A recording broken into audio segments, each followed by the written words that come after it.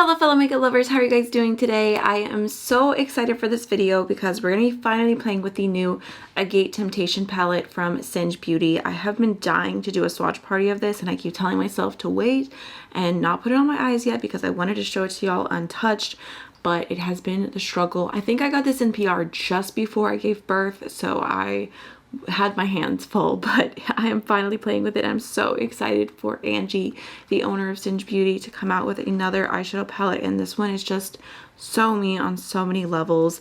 So let me show you without blabbering anymore. I feel like I need to add some hallelujah music in the background. She is so pretty. Such a grungy, fun color story. We've got some really interesting greens, some warm tones, and I just feel really, really inspired by this one. We also have a giant mirror. You can see my little Care Bear shirt. So like I said, I'm a little behind. This palette is already available, but we're just going to do a quick and simple swatch party, see how the textures feel, what the colors look like, and I'll give you my 2 cents. So the first shade we have here is like this mossy, really light green, but it's just a very, very pale shade. Actually really similar to the shade that I painted in my bedroom. And then we've got the shade Translucent, which is a really beautiful white shimmer, but it has a little bit of a green and a pink reflect to it. It is a little bit of a thinner shimmer formula, but I've found that the Singe Beauty shimmers, if this is going to perform the same way as their other palette, they look really, really good on the eyes throughout the entire day. They don't crease. They're just a really dependable shimmer formula. And then we've got Moss, which looks like the most beautiful grungy yellowy green. I mean, look at that matte. That is all the vibes. I love it, love it, love it. And then we've got Slice, which is just a little bit deeper, a little bit more of like a pickly green shade. That's really pretty. Okay, so the mattes feel nice and soft to the touch. I think they're a little bit more of a buildable formula. Next we have the shade Banded, which is like a neon yellowy green matte. We've got Geode, a little bit more of a true green. Quartz, which is a, ooh my goodness, it's kind of like a tealy green shimmer. That's really, really pretty. And then Plume, which is a deep green matte, which I really like that kind of shade. I feel like it has depth to it while still retaining its color. Ooh, that is pretty bright. I like that it's giving neon without feeling like a neon matte formula because neons can be so hard to do.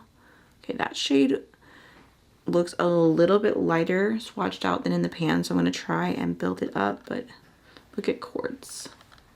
That is gorgeous. Okay, so I'm going in to just a little bit more of Geode just to see. Oh yeah, definitely very buildable. You can even do a little bit more of Plume. Next we have the shade Crystallized. Ooh, that's really pretty. It's like a very foiled satiny texture. Not thick by any means, but hopefully you guys can see it's got this green to gold, maybe like a little bit of a peachy flip going to it. That's really, really cute. We've got Fire, which is a very intense kind of coral shimmer.